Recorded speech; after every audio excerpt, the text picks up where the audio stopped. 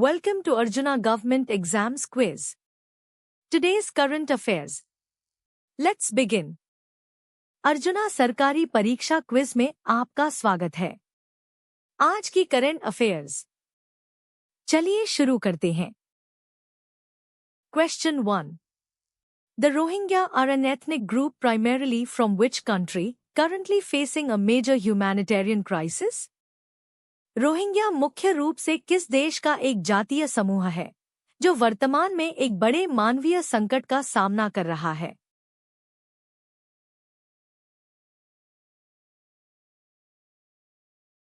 The correct answer is Myanmar.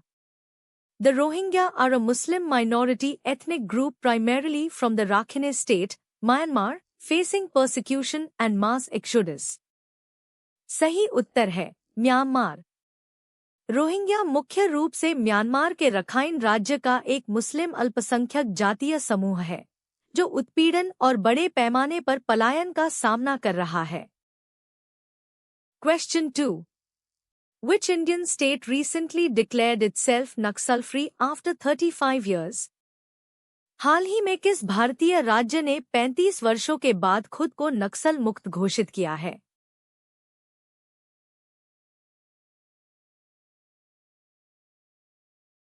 The correct answer is Madhya Pradesh. Madhya Pradesh Chief Minister Mohan Yadav recently announced that the state has become Naxal-free after 35 years. सही उत्तर है मध्य प्रदेश। मध्य प्रदेश के मुख्यमंत्री मोहन यादव ने हाल ही में घोषणा की है कि राज्य 35 वर्षों के बाद नक्सल मुक्त हो गया है। Question 3. Which state's power generation company, Genco, has prioritized 24/7 power supply for agricultural farmers? किस राज्य की बिजली उत्पादन कंपनी, जेनको, ने कृषि किसानों के लिए 24/7 बिजली आपूर्ति को प्राथमिकता दी है?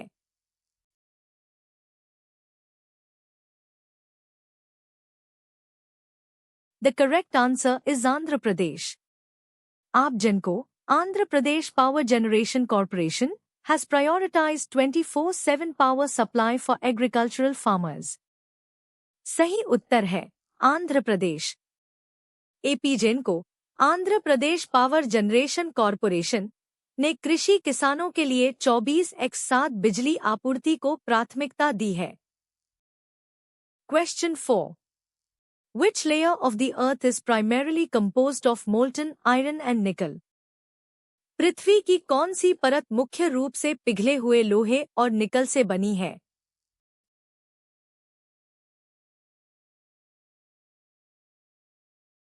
The correct answer is outer core. The outer core of the earth is a liquid layer primarily composed of molten iron and nickel, located between the inner core and the mantle. सही उत्तर है बाहरी core. पृथ्वी का बाहरी core एक तरल परत है जो मुख्य रूप से पिघले हुए लोहे और निकल से बनी है, जो आंतरिक कोर और मेंटल के बीच स्थित है। Question 5. A delta is a landform that is formed at the mouth of a river, where its current slows down and deposits sediment. Which of the following is an example of a delta? Delta एक भूआकृति है जो नदी के मुहाने पर बनती है, जहां उसकी धारा धीमी हो जाती है और तलछट जमा करती है। निम्नलिखित में से कौन सा डेल्टा का एक उदाहरण है?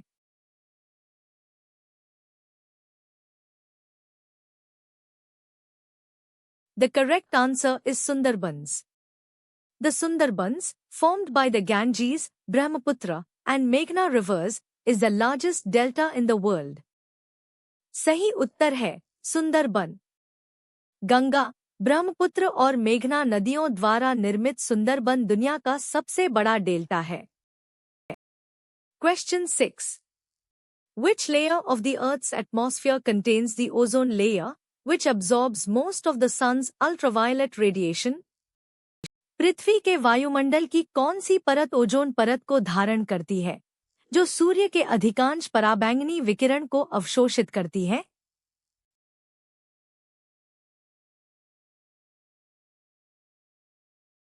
The correct answer is stratosphere. The stratosphere, located above the troposphere, contains the ozone layer, vital for protecting life on Earth from harmful UV radiation. सही उत्तर है समताप मंडल। समताप मंडल, जो क्षोभ मंडल के ऊपर स्थित है, में ओजोन परत होती है, जो पृथ्वी पर जीवन को हानिकारक यूवी विकिरण से बचाने के लिए महत्वपूर्ण है। Question 7. The Deccan Plateau in India is an example of which type of plateau? Bharat में दक्कन का पठार किस प्रकार के पठार का एक उदाहरण है?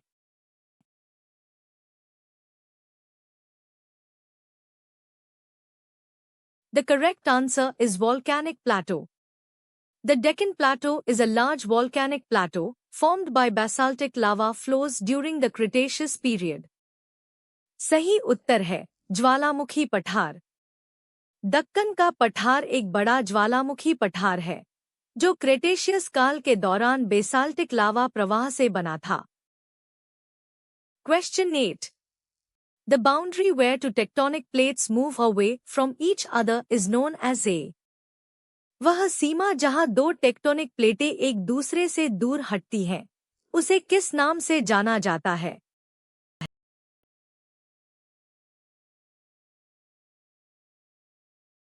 The correct answer is divergent boundary. Divergent boundaries occur where plates move apart, leading to the creation of new crust, often seen at mid-ocean ridges. सही उत्तर है अपसारी सीमा। अपसारी सीमाएं वहां होती हैं जहां प्लेटें अलग-अलग चलती हैं, जिससे नई परत का निर्माण होता है, जो अक्सर मध्य महासागरीय कटकों पर देखा जाता है। Question 9.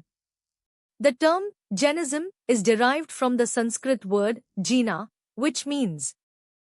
जैन धर्म शब्द संस्कृत शब्द जिन से लिया गया है, जिसका अर्थ है।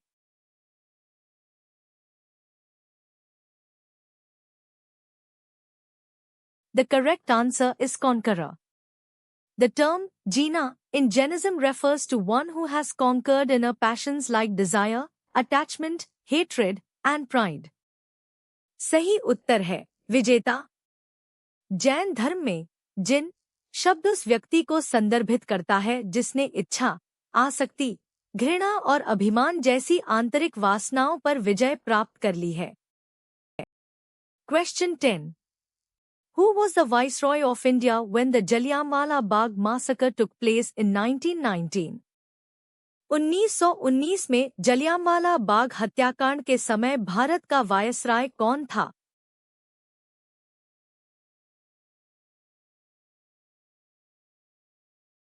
The correct answer is Lord Chelmsford. Lord Chelmsford served as the Viceroy of India from 1916 to 1921, during which the Jallianwala Bagh massacre occurred. सही उत्तर है लॉर्ड चेम्सफोर्ड। लॉर्ड चेम्सफोर्ड ने 1916 से 1921 तक भारत के वायसराय के रूप में कार्य किया, जिसके दौरान जलियांवाला बाग हत्याकांड हुआ था। Question 11. Which article of the Indian Constitution grants the power to the President to promulgate ordinances during the recess of Parliament? भारतीय संविधान का कौन सा अनुच्छेद राष्ट्रपति को संसद के अवकाश के दौरान अध्यादेश जारी करने की शक्ति प्रदान करता है?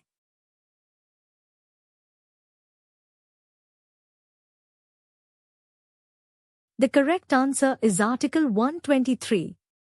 Article 123 of the Indian Constitution empowers the President to issue ordinances when both houses of Parliament are not in session. सही उत्तर है अनुच्छेद 123। भारतीय संविधान का अनुच्छेद 123 राष्ट्रपति को अध्यादेश जारी करने का अधिकार देता है जब संसद के दोनों सदन सत्र में नहीं होते हैं। Question 12. The concept of judicial review in the Indian Constitution has been borrowed from which country's constitution? भारतीय संविधान में न्यायिक समीक्षा की अवधारणा किस देश के संविधान से ली गई है?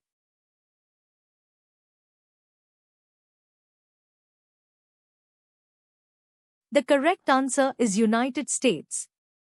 The concept of judicial review in the Indian Constitution is inspired by the Constitution of the United States of America.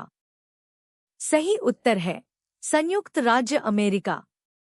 भारतीय संविधान में न्यायिक समीक्षा की अवधारणा संयुक्त राज्य अमेरिका के संविधान से प्रेरित है। Question 13. Which of the following is a direct tax in India? निम्नलिखित में से कौन सा भारत में एक प्रत्यक्ष कर है?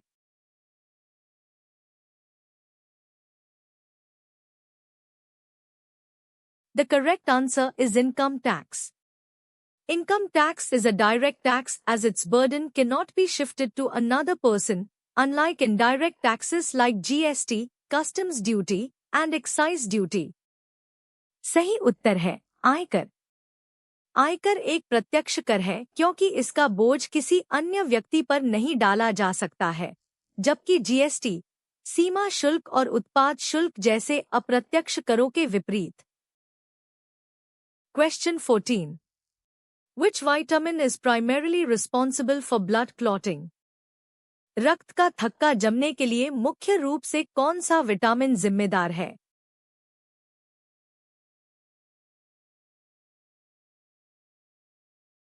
The correct answer is vitamin K. Vitamin K plays a crucial role in blood coagulation by helping the body produce proteins necessary for clotting. सही उत्तर है विटामिन के रक्त के थक्के जमने के लिए आवश्यक प्रोटीन के उत्पादन में मदद करके रक्त जमावट में महत्वपूर्ण भूमिका निभाता है। Question 15. The term ecological footprint represents. पारिस्थितिक पदचिह्न शब्द का प्रतिनिधित्व करता है।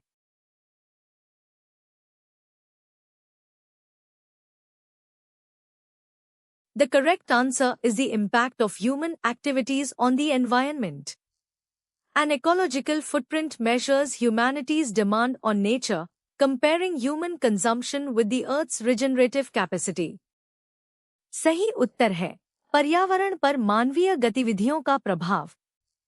एक पारिस्थितिक पदचिह्न प्रकृति पर मानवता की मांग को मापता है, मानवीय उपभोग की तुलना पृथ्वी की पुनर्योजी क्षमता से करता है। Thanks for watching. Subscribe to Arjuna Government Exams Quiz for a new quiz every day. देखने के लिए धन्यवाद। हर दिन नई क्विज के लिए अर्जुना सरकारी परीक्षा क्विज को सब्सक्राइब करें।